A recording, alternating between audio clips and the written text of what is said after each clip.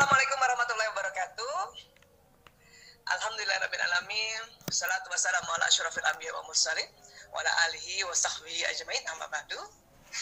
Teman-teman, sahabat-sahabat yang dicintai Allah, kita jumpa lagi walaupun tetap masih online ya, dan hari ini kita akan sama-sama membahas tentang tema tetap bugar di era new normal ya.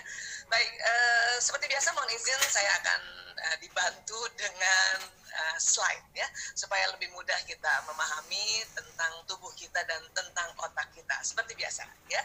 Baik, saya share screen dulu sebentar. Tetap bugar di era new normal ya. Saat ini kan kita sebenarnya masih masa transisi ya. Kemudian ada istilah namanya era new normal, yaitu istilah dua padanan kata ini dalam bahasa Inggris, new dan normal ya. Diartikan sebagai kenormalan baru, suatu kondisi yang sebelumnya belum pernah ada seperti ini di dunia manapun sebetulnya ya. Dan sekarang memang di seluruh dunia sudah mulai memasuki era new normal, tetapi juga itu baru ya seminggu sebelumnya dari kita ya, dibanding kita, atau paling cepat 3 bulan sebelum kita. Artinya tahun-tahun lalu pun belum pernah ada kondisi kayak gini ya. Baik, dan kita akan bicara tentang bugar ya. Baik, kita cerita dulu tentang apa bedanya sehat dan bugar ya. Oke. Sehat ini adalah keadaan fisik, mental, spiritual maupun sosial yang memungkinkan setiap orang untuk hidup produktif secara sosial dan ekonomi. Itu sehat ya. Kemudian kalau bugar itu adalah kemampuan tubuh untuk melakukan kegiatan sehari-hari dengan penuh energi, dan setelah menyelesaikan kegiatan tersebut masih memiliki semangat dan tenaga cadangan untuk menikmati waktu senggang ya, dan siap untuk melakukan kegiatan lain yang mendadak atau tidak terduga. Nah, itu ternyata bugar tuh definisinya seperti itu ya. Jadi kalau sehat ini kan artinya kita bisa produktif ya secara sosial dan ekonomi.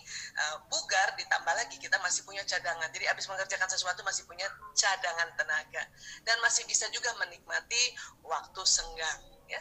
Tapi kalau tiba-tiba ada kegiatan atau ada yang dadakan gitu, kita bisa mengerjakannya lagi ya. Itulah bugar ya.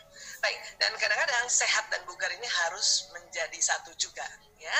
Dan sehingga supaya kita sehat dan bugar ya, maka kita harus melakukan beberapa tips ya, seperti ini ya.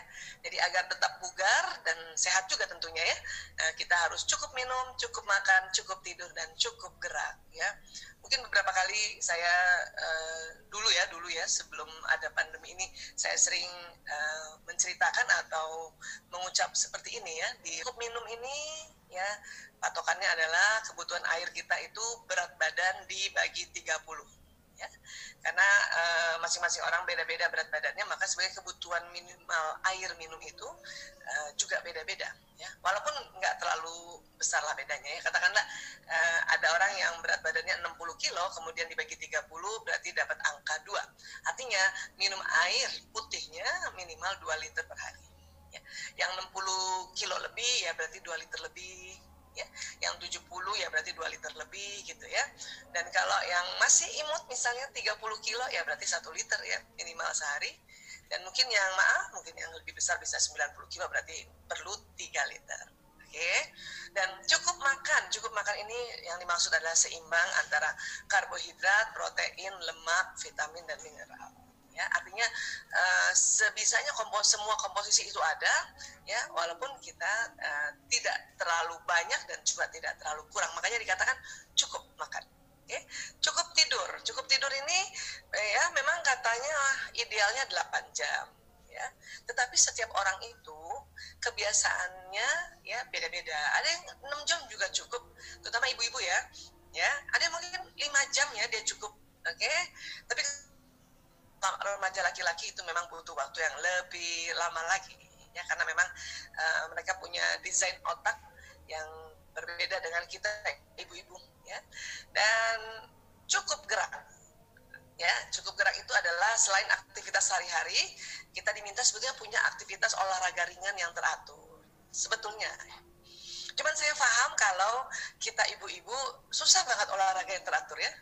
Ya, beda sama laki-laki. Laki-laki ya di dalam otaknya itu, karena otak kanan laki-laki lebih dominan dari otak kirinya, dan otak kanan ini adalah otak kreativitas dan termasuk otak gerak dan olahraga, maka laki-laki mungkin lebih mudah dia olahraga dibanding kita perempuan.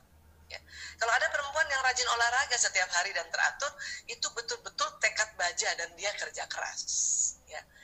Jadi ini kita harus sadari, memang buat kita perempuan ya, terutama ibu-ibu, aktivitas olahraga ringan ini ya ini memang penting banget, bahkan bisa meningkatkan stamina, rasa percaya diri, daya ingat, dan mengurangi stres ya. Cuman itu tadi harus diniatkan ya. Kalau saya olahraga ringannya ini ya lebih banyak stretching gitu ya. Jadi kayak ya, lalu nanti tangannya dianakan ke atas gitu, 1, 2, 3, 4, lepas gitu ya. Nah ini berkali-kali gitu ya, dan biasanya kami ya, saya dan teman-teman yang juga membuat sebuah klub olahraga ringan itu memang ada, kami menggunakan teknik olahraga, sering kita sebut olahraga kita ini namanya COEX atau consciousness expansion, tapi intinya adalah seperti orang stretching gitu lah, seperti orang ngulet gitu ya. Nah ini penting sekali, dan ya nggak usah lama-lama lah ya, setiap hari kurang lebih 20 menit sampai 30 menit. Cuman kalau saya nggak pernah begitu ya, jadi kita bagi-bagi, saya lebih senang 10 menit 10 menit 10 menit 10 menit gitu ya. Kapan dilakukannya? Saya lebih senang juga kalau habis sholat ya. Nah, sholat itu kan juga kegiatan ibadah kita yang rutin teratur, dan di dalam ibadah sholat itu ada gerakan-gerakan ya, itu juga luar biasa itu ya. Allah memberikan ibadah khusus buat kita umat Islam, ada gerakannya ya, dan itu teratur ya. Itu pun sebetulnya sudah membuat badan kita bergerak. Oke. Tapi setelah itu, setelah habis sholat, setelah salam, kemudian doa ya, saya suka tambahkan teknik-teknik olahraga seperti stretching kayak tadi yang saya ceritakan ya. Dan nggak lama-lama, paling 10 menit, habis itu bubar lagi ya. Alhamdulillah. Nah ini dia, cukup minum, cukup makan, cukup tidur, dan cukup gerak.